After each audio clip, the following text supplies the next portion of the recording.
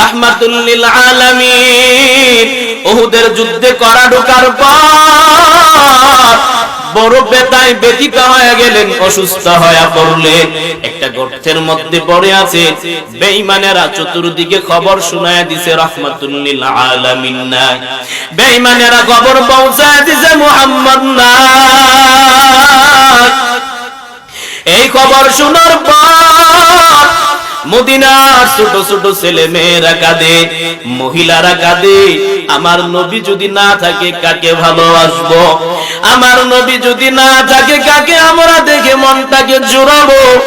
এক আনসারী মহিলা রাস্তায় বেরিয়ে গেলে আর তালাশ করেন আমার নবী কোথায়, আমার নবী কোথায়। মহিলা বের হয়ে গেলে একজন এসে বলেন, ওরে মহিলা, তোমার স্বামী যুদ্ধে শহীদ হয়ে গেছে। যতক্ষণ পর্যন্ত ছেলে মেয়ে ধন সম্পদ সব কিছু থেকে রাসূলকে বেশি ভালো না বাসা হবে, ততক্ষণ পর্যন্ত কামেল মুমিন হওয়া যাবে। আর জোরে বলেন যাবে। লা ইউমিনু আহাদুকুম হাত্তা আকুনা আহাব্বা ইলাইহি মিন ওয়ালিদিহি ওয়া ওয়ালাদিহি ওয়ান নাসি আজমাইন। ওমর দাঁড়ায়া বলেন, ইয়া রাসূলুল্লাহ, ইয়া হাবিবাল্লাহ, আমি আপনাকে ভালোবাসি, মহব্বত করি। নবী বলেন, কেমন ভালোবাসো? বলে, আমার ধন সম্পদ ছেলে মেয়ে সব কিছু থেকে বেশি ভালোবাসি। রাহমাতুল লিল আলামিন বলেন, ওমর, কামেল মুমিন এখনো হতে পারো নাই। রাহমাতুল লিল আলামিন বলেন, কামেল মুমিন হতে পারো না, কেমনে হওয়া যায়? রাহমাতুল লিল আলামিন বলেন, নিজের ছেলে মেয়ে ধন সম্পদ এমনকি নিজের জীবনের চাইতেও বেশি ভালোবাসতে হবে। কিছুক্ষণ পর উমর আবার নবীর সামনে দাঁড়ায় গেলেন, ইয়া রাসূলুল্লাহ, ইয়া হাবিবাল্লাহ, আমি ধন সম্পদ ছেলে মেয়ে সব কিছু থেকে বেশি ভালোবাসি, এমনকি আমি উমর আমার নিজের জীবনের চাইতেও বেশি ভালোবাসি। যদি কামেল মুমিন হতে চাও, রাহমাতুল লিল আলামিনকে অনেক ভালোবাসতে হবে। মা বাবা ভাই বোন ছেলে মেয়ে ধন সম্পদ যা কিছু আছে সব কিছু থেকে রাহমাতুল লিল আলামিনকে বেশি ভালোবাসতে হবে। যদি নবীর খাঁটি আশিক দাবি করতে চাও, অবশ্যই নবীর সুন্নতগুলা পালন করতে হবে, রাসূলের সুন্নতগুলা মানা লাগবে। মুখে মুখে বললে হবে না, কাজে কর্মে বাস্তবায়ন করা লাগবে। মুখে মুখে বললে হবে না। তুমি যদি বলো আমি নবীর আশিক, বড় বড় সাইনবোর্ড যদি লাগাও, তোমার কাজে কর্মে যদি পরিণত না হয়, তোমাকে দেখলেই বোঝা যাবে তুমি আশিকে রাসূল নাকি আশিকে শয়তান। আমার গালে যদি দাড়ি না থাকে, আমার মাথায় যদি সুন্নতের টুপি না থাকে, আমার গায়ে যদি লম্বা জামা না থাকে, আমি যদি নামাজ না পড়ি, আমি যদি পর্দা না করি, আমি যদি হালাল না খাই, আমি যদি সারা জীবন গলা বাটায়া চিল্লায় আর বলি আশিকে রাসূল, বুঝতে কারো বাকি নাই আমি আশিকে যে শয়তান।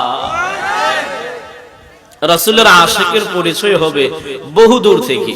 আমার মাথায় যদি টুপি থাকে, লম্বা জামা থাকে, গালে দাড়ি থাকে, নামাজ পড়ি, পর্দা করি, তাহলে আমার কি সাইনবোর্ড টানাতে হবে যে আমি আশিকে রাসূল? না আমার কাজে প্রমাণ করবে?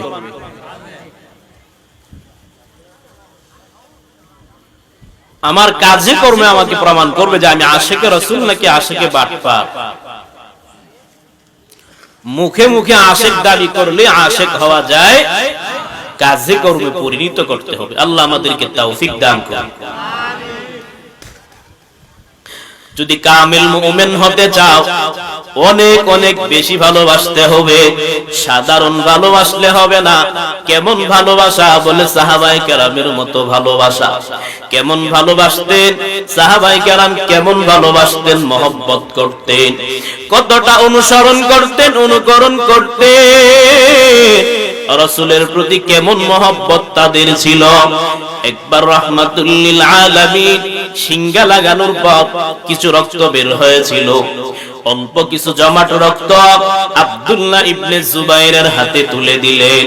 ওরে আব্দুল্লাহ ইবনে জুবাইর, যাও রক্তগুলা দাফন করে দাও, রক্তগুলা মাটির নিচে পুঁতে দাও। আব্দুল্লাহ ইবনে জুবাইর রক্তগুলা নিয়ে রাসূল থেকে আড়াল হয়ে গেলেন। কিছুক্ষণ পরে আবার সামনে আসার পর রাহমাতুল লিল আলামিন বলেন, ও আব্দুল্লাহ ইবনে জুবাইর, তোমার কাছে আমি রক্ত দিলাম, রক্তগুলা কোথায় দাফন করেছ? রক্তগুলা কোথায় লুকিয়েছ? এবার আব্দুল্লাহ ইবনে জুবাইর ডাক দিয়া বলেন, ইয়া রাসূলুল্লাহ, ইয়া হাবিবাল্লাহ, ওগো মায়ার নবী, আপনি যে রক্ত আমাকে দিয়েছেন দাফন করার জন্য, ওগো নবী, আমি রক্ত দাফন করি না, রক্তগুলা আমি মাটির নিচে দেই না, তো রক্তগুলা কি করলা? আব্দুল্লাহ ইবনে জুবাইর বলেন, ইয়া রাসূলুল্লাহ, ইয়া হাবিবাল্লাহ, আমি আপনার রক্তগুলা চুষে চুষে পান করে নিয়েছি। এবার নবী বলেন, ওরে আব্দুল্লাহ, আমার রক্ত যার শরীরে বইছে, যার শরীরে আমার রক্ত আছে, জাহান্নামের আগুন কোনদিনও স্পর্শ করবে না। উহুদের যুদ্ধে রাহমাতুল লিল আলামিন যখন গেলেন, ছত্রভঙ্গ হওয়ার পরে, অতর্কিত হামলার পরে রাহমাতুল লিল আলামিনের উপরে কিছু কড়া বিঁধলেন। চেহারা মুবারকের ভিতর কড়া ঢুকে গেলেন। নবী জমিনে পড়ে গেলেন। আবু বকর সামনে দৌড়ায় গেলেন। নবীর চেহারায় কড়া ঢুকলে খোলার জন্য আবু বকর পাশে গিয়া দাঁড়ায় গেলেন। ওদিক দিয়া উবাইদা ইবনুল জাররাহ রাদিয়াল্লাহু তাআলা আনহু আবার পাশে এসে বলেন, ওরে আবু বকর, নবীর কড়াগুলো খুলবা না, বরকতের কাজটা আমাকে করতে দাও, আমি রাসূলের কড়াগুলো খুলব।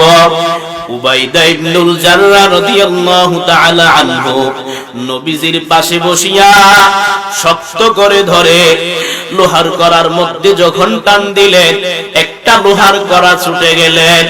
ছুটে যাওয়ার সাথে সাথে উবাইদা ইবনুল জাররাহর একটা দাঁত ভেঙে পড়ে গেল। আর একটা লোহার কড়া যখন টান দেওয়ার জন্য কাছাকাছি গেলেন, শক্ত করে ধরলেন লোহার কড়াটাকে। ধরার পরে যখন টান দিলেন, অনেক জোরে টান দেওয়ার পর ওই লোহার কড়াটাও ছুটে গেল। সাথে সাথে উবাইদা ইবনুল জাররাহ আরেকটা দাঁত ভেঙে পড়ে গেল। লোহার কড়া দুইটা খুলে গেল। এবার লোহার কড়া খোলার পর রাহমাতুল লিল আলামিনের চেহারা মুবারক দিয়া রক্ত পড়তে শুরু করলো। রক্ত এমন ভাবে পড়তেছে, রক্তের পিকনি জুড়ে জুড়ে বের হইতেছে, পুরোটা শরীর রক্তে রঞ্জিত হয়ে গেল। সাহাবায়ে কেরাম পাশে বসা। এই হালত দেখার পর নবীর আরেকজন প্রিয় সাহাবী মালিক ইবনে সিনান দৌড়ায় নবীর কাছে চলে গেলেন। চোখের পানি ছেড়ে কাঁদেন আর বলেন, নবীজির রক্ত আমি জমিনে পড়তে দেব না, রাহমাতুল লিল আলামিনের রক্ত আমি জমিনে পড়তে দেব না। নবীজির কাছাকাছি যাওয়ার পর মালিক ইবনে সিনান নবীজিকে আঞ্জা করে ধরে নবীজির সব রক্ত চুষে চুষে পান করলেন। নবী বলেন, লান তামাসসাকান নার, তোমাকে জাহান্নামের আগুন কখনো স্পর্শ করতে পারবে না। রাসূলের রক্ত জমিনে পড়বে, এটা সাহাবী সহ্য করতে পারে না, ধৈর্য ধরতে পারে না। সে রক্তগুলো চুষে চুষে পান করে নিলেন, সব রক্ত। রাসূল বলেন, তুমি আমার রক্ত পান করেছো, তোমার শরীরে আমার রক্ত বইছে, আল্লাহ কোনোদিন তোমাকে জাহান্নামের আগুন দিবে না।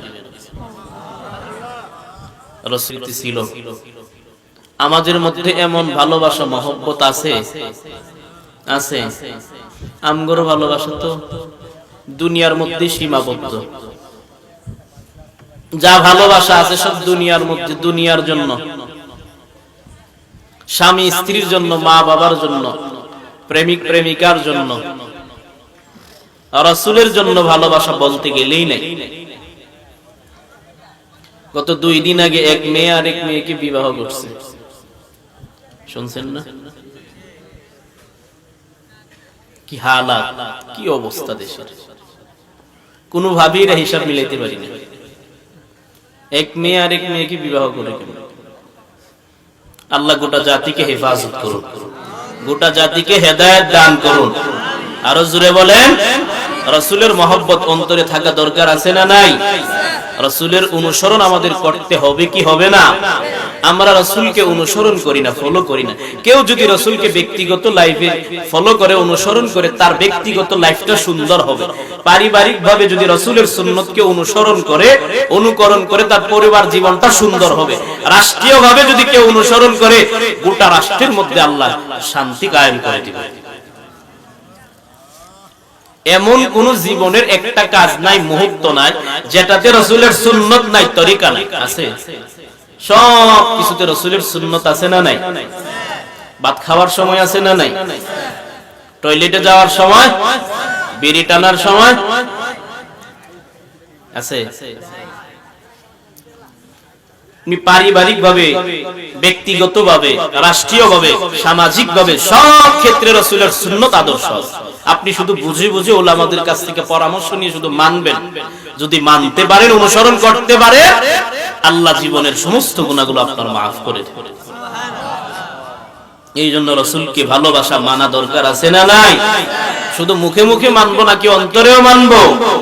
আল্লাহ আমাদেরকে তৌফিক দান করুন। আরো জোরে বলেন, রাহমাতুল লিল আলামিন। যুদ্ধের ময়দানে যখন শুয়া পড়লেন ব্যথায় কাতর হইয়া, রাহমাতুল লিল আলামিন উহুদের যুদ্ধে কড়া ঢোকার পর বড় ব্যথায় ব্যথিত হয়ে গেলেন, অসুস্থ হয়ে পড়লেন। একটা গর্তের মধ্যে পড়ে আছে। বেঈমানেরা চতুর্দিকে খবর শোনায় দিছে রাহমাতুল লিল আলামিন নাই। বেঈমানেরা খবর পৌঁছায় দিছে মুহাম্মদ নাই। এই খবর শোনার পর মদিনার ছোট ছোট ছেলে মেয়েরা কাঁদে, মহিলারা কাঁদে। আমার নবী যদি না থাকে কাকে ভালোবাসবো? আমার নবী যদি না থাকে কাকে আমরা দেখে মনটাকে জুড়াবো? এক আনসারী মহিলা রাস্তায় বেরিয়ে গেলে আর তালাশ করেন আমার নবী কোথায়, আমার নবী কোথায়। মহিলা বের হয়ে গেলে একজন এসে বলেন, ওরে মহিলা, তোমার স্বামী যুদ্ধে শহীদ হয়ে গেছে। মহিলা ওদিকে ভ্রুক্ষেপ করে না, ইন্না লিল্লাহ পরে বলেন, আমার রাসূল কোথায়, কি হালাত। আরেকজন বলেন, তোমার ছেলে শহীদ হয়ে গেছে। ইন্না লিল্লাহ পরে আবার বলেন, আমার রাসূলের কি হালাত, রাসূল কোথায় আছেন। ওদিকে কোনো ভ্রুক্ষেপ করে না।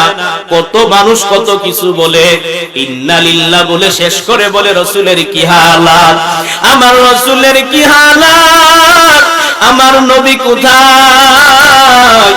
মহিলা অস্থির হয়ে আছে। একজন বলেন, রাসূল ওখানে বসা আছে। মহিলা জানার কৌতূহল নিয়া দৌড়ায় হাজির নবীর সামনে গিয়া দু চোখ ভরিয়া রাসূলকে দেখলেন। দেখার পরে বলে, কুল্লু মুসিবাতিন বা'দাকা জালাল।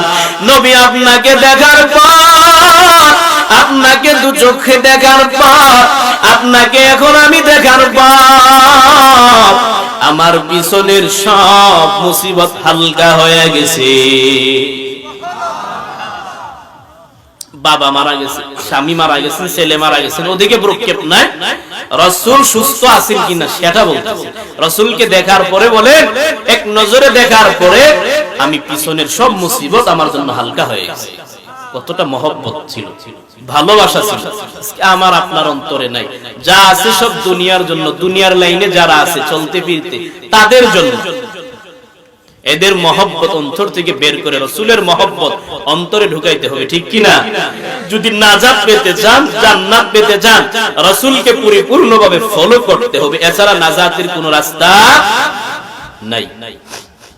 আল্লাহ আমাদেরকে রাসূলের সুন্নাত মানা এবং আমলে বাস্তবায়ন করার তৌফিক দান করুন। লা ইউমিনু আহাদুকুম হাত্তা আকুনা আহাব্বা ইলাইহি মিন ওয়ালিদিহি ওয়া ওয়ালাদিহি ওয়ান নাসি আজমাইন। এরে মুমিন, রাসূলকে সবকিছু থেকে বেশি ভালোবাসো, রাসূলকে সবকিছু থেকে বেশি মহব্বত করো। সাধারণ মহব্বত করলে হবে না, সাধারণ ভালোবাসা বাসলে হবে না, মন দিয়া ভালোবাসবা, প্রাণ দিয়া ভালোবাসবা।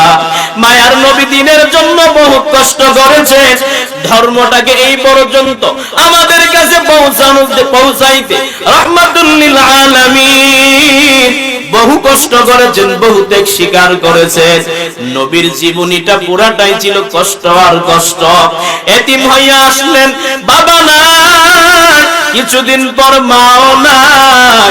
রাহমাতুল লিল আলামিনকে কাফের বেঈমানেরা গালাগালি করে, আঘাত করে, কথা বলে। একবার গিয়া বলেন আবু তালেবের নিকট, তোমার ভাতিজাকে ফিরাও, না হয় আমাদের কাছে সুপর্দ করে দাও।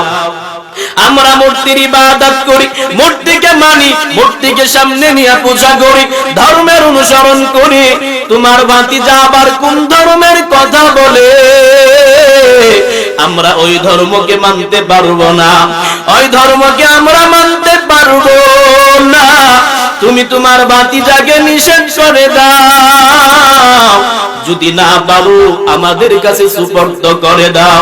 আবু তালেব গিয়া বলেন, ও ভাতিজা, আমরা মূর্তির ইবাদত করি, মূর্তির পূজা করি, তুমি আবার কোন ধর্মের কথা বলো? তুমি আবার কোন ধর্মের গান শোনাও? আমরা মূর্তির ইবাদত ছাড়তে পারবো না, তুমি নতুন ধর্মের কথা বলবা না, কোন ধর্মের কথা তুমি বলো? মায়ার নবী জবাব না দিয়া চোখের পানি ছেড়ে কাঁদে। আবু তালেব বলেন, ভাতিজা কাঁদবা না, তোমার কান্না আমার সহ্য হয় না, তুমি কাঁদবা না, বলো কি হয়েছে, জবাব দাও। মায়ার নবী বলেন, চাচা, কি জবাব আমি দেব, কার কথা বলবো?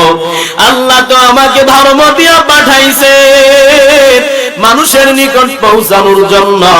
এর জন্য যদি আমার জীবন চলে যায়, তাও আমি ধর্মের কথা নিষেধ করতে পারবো না, ধর্মকে ছাড়তে পারবো না। ওই ধর্মকে আমি মানুষের নিকট আমার পৌঁছানোই লাগবে।